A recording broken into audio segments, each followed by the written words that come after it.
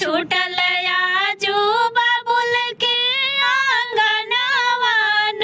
हो बेटी भैली पराई